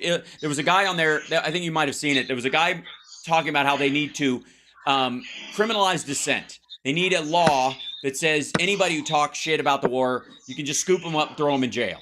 And they practically have that already. So I don't know what the hell he wants to ratchet up. He wanted people who are just complaining legitimately, not activists. Anybody who was like, I don't think this is going very well. What the fuck? Like he wanted that. Yeah. And Yeah. and when they were talking, like Solovyev starts doing this thing. Well, we need people who are, if you're not from here, you shouldn't be able to even talk about it at all. And if people need to join up, and we should have nonstop propaganda on there to get people to join. And if you're listening to the sound of my voice, you should jump in and start fighting because we need the fighters. And then he just kind of like there's this weird pause where he just nobody was going to fill anything in. He just went, "Oy." Like that. It was very strange. They all know they're going to lose. There's another great video that was released, and I put it out on my Twitter feed.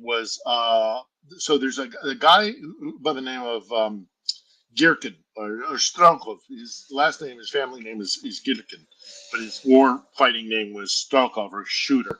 Mm-hmm. Right. He was the head of the Donbass People's Republic militia. He was basically the head of the Donbass proxy soldiers that took, that started the war in 2014, and those troops have been used as just absolute cannon fodder, and so a lot of them are actually, ironically, a lot of people in the Donbass are now more angry at Moscow than they are at Kiev. You don't hear a lot about it, but it's true. Everybody screams about, oh, poor Donbass was being shelled by the Kiev. First off, that's not true. The Russians broke Minsk more than the Ukrainians did by a large portion. But everybody who supports Moscow, well, not everybody, but there are a lot of those who support Moscow who did this whole thing about, but nobody ever talks about all the people in Donbass who were shelled and killed by the Ukrainians for 8 years and the world didn't do anything. Well, again, not 100% true, but also if the Russians really cared for them, why did they use them as cannon fodder since the larger war began? So anyhow, so Strelkov is sitting there safely inside Russia, and I am surprised he has not been arrested for this. Mm-hmm. But he put out something on his Telegram saying, "We're not going to win this war. Everybody knows it. Yes. We're not going to win this war." And he's still free, which is interesting to me. But he openly said, and even the commander in chief knows it. Everybody knows we're going to lose this war, and we can't win. There's no way for us to win, which is incredible. Well, that was what they were talking about. Like they want all people know to in just their heart of hearts. Yeah, they all know it. Yeah, and I don't know how you keep this charade up for much longer. You know what I mean? Like we're constantly amazed at some of the tankies that just have been selling this thing any day now. Oh yeah, it's coming. Russia, which has automatically has an army that is 8 to 12 times bigger than the Ukrainian was at both of their heights, has now lost more people than in the battle than Ukrainians have fighting at all. Like that kind of sheer numbers it's staggering. And again, I know we've talked about this before, that the Russians this is the plan. Just throw people at it until the other side gets like tired of killing your people. Like it's almost like they're trying to use humanity as a weapon sometimes. You know what I mean? Like eventually the other side will just get tired of murdering us and give us a break. And go, you know what? Let's talk peace because we're just tired of shooting you guys. It's bizarre. Yeah. Yeah. Well, I mean, they've always kind of fought with this same doctrine and this tactic, which is basically masses of conscripts. Mm-hmm. Just because that's one thing Russia's got is lots of people, and artillery. Right. That's their entire, in a nutshell, doctrine. Yeah, and they clearly are hoping that they can outlast the West, because they're thinking that at some point the West will sour on this war in large numbers, either because we're spending too much money, which we're not, but Right. that's the argument that'll be made, or that just Westerners will become war weary and be like, let's stop this thing. And that at that point, Russia will be able to at least get some gains in negotiations. Right. They can walk away. Sure, we lost 250,000 people, but we got 18 square miles of new territory. Right, and you can still speak Russian in Donetsk. And, right. And, whatever. Hooray. Right. And we can send a trickle of supplies to our our port in Sevastopol. We can't really use it functionally as a naval base anymore, but we can at least hold our heads up high that we negotiated some ridiculous thing to maintain Crimea. I mean, who knows what the negotiations are going to be at the end of the day? But that's what they're hoping for. They're going to be sorely disappointed. Right. There's a distinct, from a historical context, there is a distinct difference between, say, the difference between Russia and its satellite countries and, say, the fighting in the Middle East that has gone on ad nauseum for decades. And one of the things is when people make comparisons to battles going on in the Middle East versus this kind of ongoing Russia-Ukraine back and forth, one of the things they crucially miss is that thanks to the Bell maps and an agreement made between the UK and the France and UK and the French during like the end of the Second World War, the beginning of the end of the First World War, rather, and through till about 1948. Empires were falling. When the Ottoman Empire fell. When the Ottoman Empire fell, when the Russian Empire fell, there was a lot of land that was left up for grabs. In the Middle East, it was the Sykes-Picot Accord, which was the French-English, let's divvy up everything that was owned by the Ottomans. That's why you have this internal squabble. Right. Squabble. Because they didn't draw, they drew those map lines based on understood areas that the Ottomans had put together, which was part of the reason why the Ottoman Empire was on a hard fade, was because these sections that they had put together as states, as oblasts, or whatever they were calling them at the time, were contradictory. They had mixes of Kurds and Arabs and Sunni and Shia that didn't pay attention to the cultural natures of it. They didn't want to segregate the states in those areas, so they did it largely topographically, right? So when in the Sykes-Picot Accord, they basically just kept those lines with some light modifications based on where you screw that hillside because nobody wants to be there kind of stuff. And so those lines were drawn by outsiders that created these territories, almost instantaneously, based on faulty ones from before, and then divvied them up as far as colonial uses, the UK and France in particular. And the United States, quite frankly, at that time, and I don't even people remember this, especially all the Imperial America assholes, we were against it. We were really against. We were against the Picot-Sykes agreement, and we met with.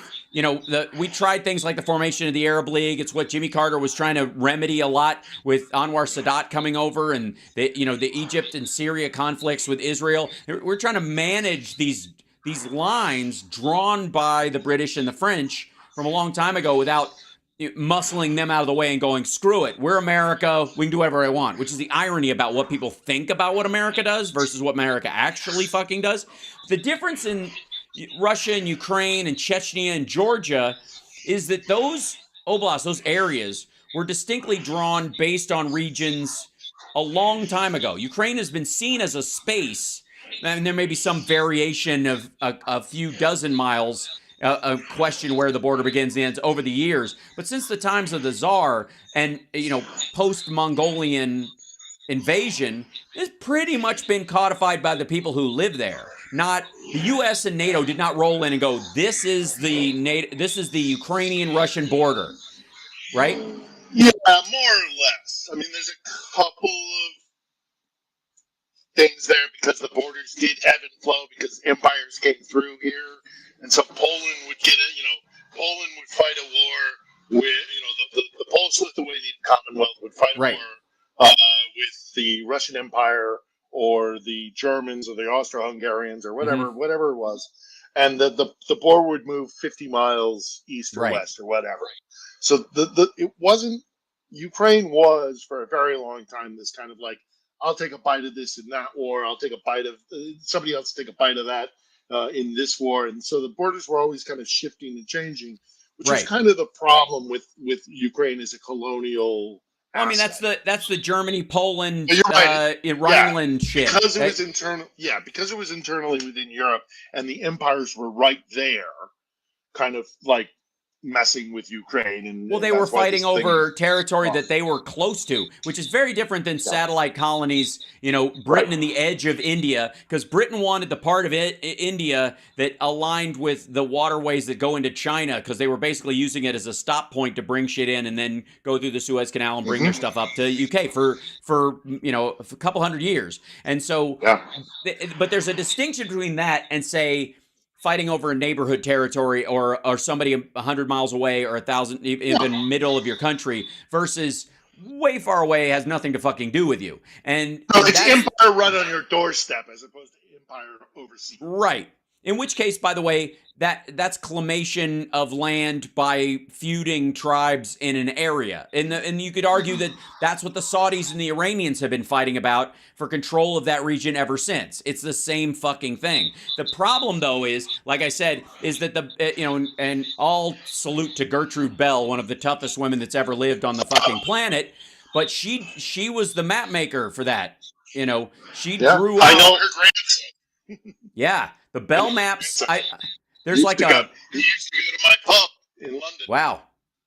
Yeah, Yeah. yeah. So people don't know about She's the a Bell fascinating- maps. If people don't know about Gertrude Bell, man, read about Gertrude Bell. Holy She shit. was incredible. Where is that She had not biopic? been born. Oh, You well, want to they talk about tried it a strong couple female of times. characters? Yeah. Oh my God! Well, she taught Lawrence of Arabia. Yeah. Lawrence would have been nothing without Gertrude. Right. Absolutely nothing. Well, they reference she's an amazing- the Bell anyhow. maps. Like, are they using the Bell maps in a lot of old? If you watch a lot of old period war movies from back then, anything that dealt with the Eurasian area at all, that you'll hear soldiers talking about the Bell maps or grabbing a Bell map or that kind of thing. That's specifically because those lines were redraws of the Ottoman Empire. And the Ottoman Empire had it been sort of allowed to fall apart, and those lines have been redrawn, Kurdistan would be a functioning country right now that would probably be as big and powerful as Iran on its own. But the French and the UK stepped in. By the way, if you just let it happen, again, it's like one of those COVID things. You can just let it happen, but 1.5 million people are going to die. So part of it is, do we just stand back and let them die and then try to trade with who's left over, or do you try and save as many people as you can because we have, we've been in business with those people for years, and we have cultural exchanges, and all this shit's been happening for decades. All of a sudden, it's like Lebanon right now. I don't know if people know this. Lebanon's a fucking shit show, and it was like the top Middle Eastern country for quite some time. It was they were calling it the Switzerland of the Middle East for a while, and it's a mess. Like and for all this talk about de-dollarization that everybody, that Glenn Beck and all these crowds, they're gonna get rid of the dollar and blah blah blah. Turkey and Lebanon both, like, you can only buy stuff in U.S. currency. Nobody wants their fucking local currency anymore. It's bizarre. Anyways, we're way off topic. That's a whole conversation for another time. I wanted to check real quick. Fascinating, but yeah. Yeah. And historically, like I said, that's the difference between kind of colonialism and empire. I mean, Yeah. I'm a little more cynical about what the Sykes-Picot Accords were about, but yeah, I take your point. I think they were both prick empires at the tail end of their power, going, let's divvy up the carcass of the Ottoman Empire. Well, because the Ottoman Empire, but in all fairness, the Ottoman Empire sided with was the a Nazis. sick man of Europe. And also was the sick man of Europe for 200 plus years. I mean, the decline of the Ottoman Empire was, everybody saw it coming. I mean, for God's sake, such what the Crimean War was about, for fuck's sake, Right. So, look. But Anyhow, the point again, you're I'm right. trying to make is that Way off topic. that distinction between the Ottoman Empire specifically sided with the Nazis in World War I, and that's when France and Sided UK with were the like Germans in World Bismarck's Germany in World War One. right. Yeah, But ultimately, the concern was backing them on that side against the other two, and then the other two, once that fell, they continued to fight after World War II. They were like, "Fuck this, we're going to chop this stuff up." And right around the creation of Israel and all this stuff. I mean, this is a juggling time of immense complexity done in a mix between overcautious in one area and totally slapdash in others. And so, and the Ottoman Empire fell on its own sword while at the same time having no friends, which is where China finds itself, for example, right now. The closest example we have to what's happening in China right now is the end of the Ottoman Empire. That whole run-up that you're talking about, that's how people are talking about China, whether they're aware of it or not. And, I'll defer to you on that one, but that right. makes sense to me as well. And the difference will be, if it falls, and it will divide up into what are effectively the provinces. Like the Hebei province can be Hebei as a country. That will happen, okay? Once that happens, the people there will kind of build their own semi-stride. They'll probably stick to they'll call their currency the yuan, and they'll stabilize and try to go, we didn't like Beijing in the first place. We'll reach out and we'll do business with you and yada yada. And that's how they'll all break up. But they will maintain largely their own borders. Unlike what happened in the Middle East, which is a fucking powder keg. It's a mix between the former Russian satellites maintaining their borders as they're known in the last, say, 150 years, and total fucking chaos like the Middle East. But these fights will go on as long as Russia keeps trying to act like those borders don't exist anymore. Because the same failure the UK and France made about the borders of other areas, Russia is making about it in a personal way. We are that. That is ours. Well, if you hear the Russians talk, the Russians say that this is an existential war for them. That this right. So why is a war being fought on territory that is not internally within the Russian Federation currently since 1991? Why is a war being fought external to their borders, an existential threat to their internal existence? Because they're built on the concept of empire, and it is Moscow as empire, and Moscow expanded into these areas, overcame them, and now with losing their crown jewel and their colonial crown, the big jewel in their colonial crown, which is Ukraine, means that the center can no longer hold, and things are going to stop flinging off as the center kind of whirls down the plug hole. Because and they know it. That's why they say it's an existential threat internally within Russia. What happens externally within territory? Well, it's easy to come up with an existential threat if you don't have a reason for existing. Everything is is a threat to your existence if you don't have a raison d'etre. If you don't know why you're there and what meaning you have other than taking other people's shit. In the chat room, I'm getting a couple questions and a couple points. CSL says it certainly would be nice for Hong Kong and Tibet to get some breathing room if China falls apart in that way, and that's exactly what will happen. Hong Kong will be the next Taiwan. Essentially, they will be their own satellite country trading with the rest of the world because everybody will want to go back to sort of their mid-colonial idea, the idea of rented colonialism that the UK did with them. The functioning structure that they had there was very good for China. It was very good for it long term. And Tibet itself will be under the protectorate of India going forward and will be its own space. And they won't have China siphoning off water. And somebody else was asking North versus South China.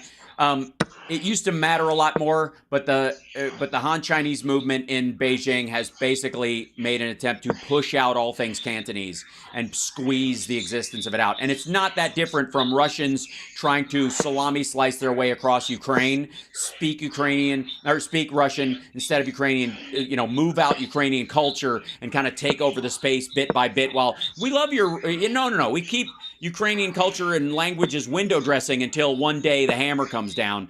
That's what happened with Mandarin versus Cantonese in a lot of the cases. It's exactly what's happening with all the other dialects in the country. They are doing a giant broom under the radar where they're cataloging everybody's language, and then as soon as the cataloging is done, nobody's allowed to speak it anymore. You just go back to speak it. We protected your culture. We've got it on tape. Now you're speaking Mandarin from now on. It's the state language, and it's Very that's one of similar the to Russia. yeah, very similar to what Russia does. So I'm fascinated by the sort of people's ignorance about it. Okay, real quick before we get onto another point. Too late.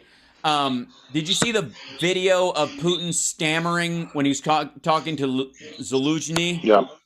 Yep. So, and I'll show everybody in here. I don't know that you can hear it, but I'll play it for them. I've heard it. Yeah. А где он Залужный? Целый канал есть такой, где Залужный. Я знаю. Мне кажется, что я знаю. Ну, вы у него спросите, где он. Но для этого нужно перейти на иностранный язык. Мне кажется, что он за границей. Я могу ошибаться. Залужный, да, вот. So they're asking about this guy with Zelensky. Tell everybody who Zelensky is and why it might make him nervous. Can you? Zelensky, the Ukrainian general. Yeah. Yeah. Well, I mean, he's the guy with the Grogu patch. That's Zelensky. Yes. It's Gennady Zelensky. He's the head of their armed forces, and he's a very capable, wily, cunning. I mean, he will be studied. His actions will be studied in military academies because he's conducted this war masterfully. So yeah, that's right. What's that? They ask him about him and his health or something. Is that right? Am I remembering that clip properly? They ask him something about how his health is. Zelensky.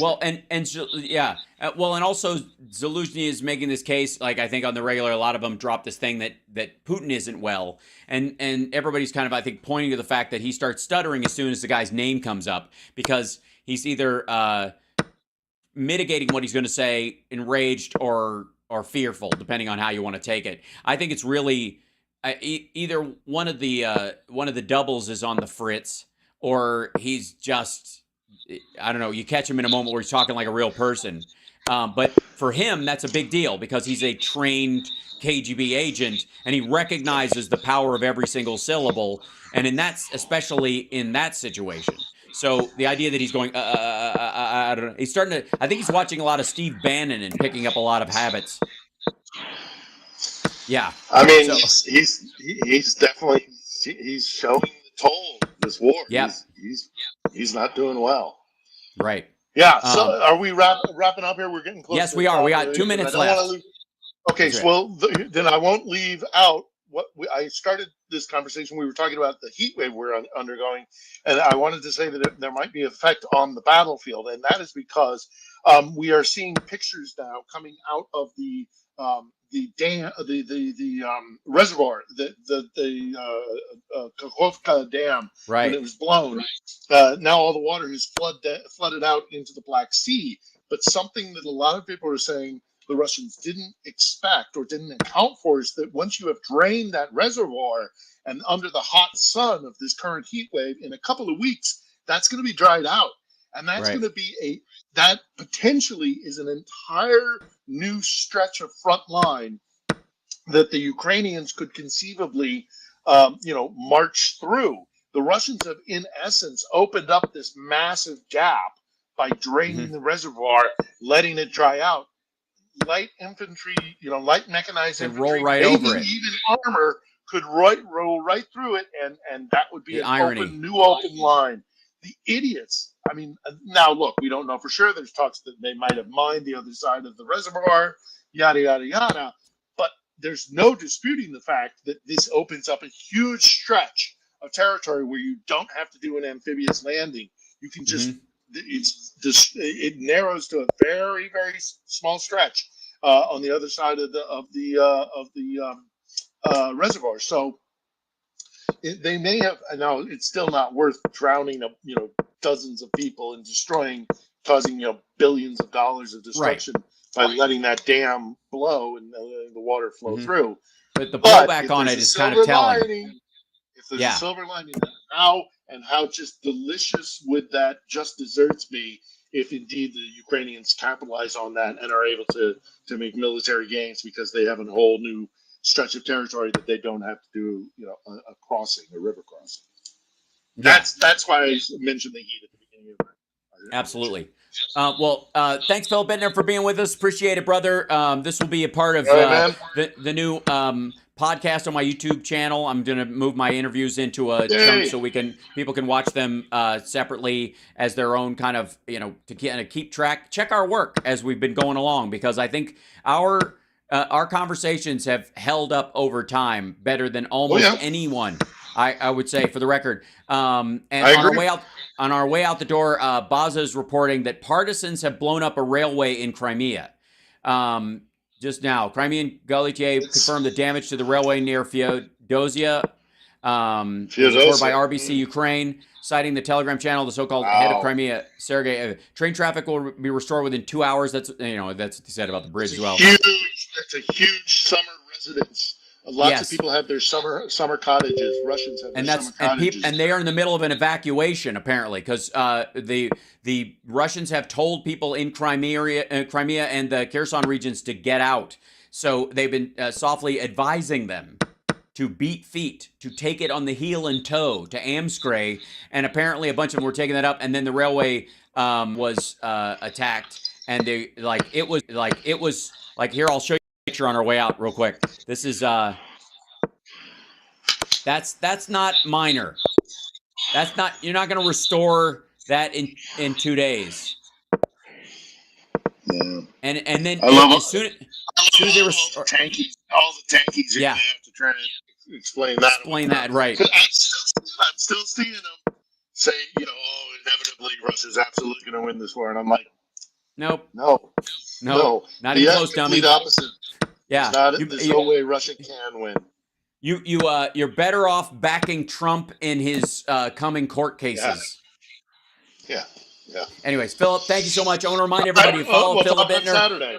Yeah, well, follow Philip Bittner on Twitter, and of course on his YouTube channel. Just look up Philip Bittner, and you can subscribe, watch his vlogs, and get kind of his long form pieces as well. And we'll see you on Saturday for the radio show as well, and kind of pick up from there. Obviously, there's a lot of movement going on. And it's good to talk to you, brother. All right, man. Take care. Yeah. We'll see you on Saturday. Okay, cool. All right. Thanks, guys. By the way, thanks for joining me this morning.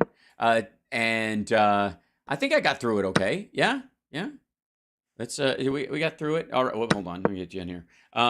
Chat room. Yeah. Not bad after a night of rocking and rolling and whatnot. And okay,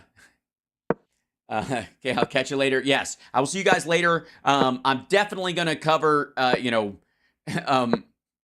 CSL. We're definitely going to have to cover the second half of that interview. And then some of the Durham stuff, I'd love to see. I want to see if there's any freakouts. I don't want to watch it, though, and preload myself. But if there's any Republicans responding to how the shit show that was Durham, because they're so disappointed, and I have to say that I do enjoy that a little, maybe more than I should. Yeah, a little more than I should. So anyways, love you guys, and I will see you this afternoon at 3 p.m. Pacific time. If you're new here, welcome to the show. Don't forget to subscribe. Why aren't you subscribing? You should subscribe. Why haven't you subscribed already? Chat room, tell them they should subscribe. I'll wait. Oh, and another thing.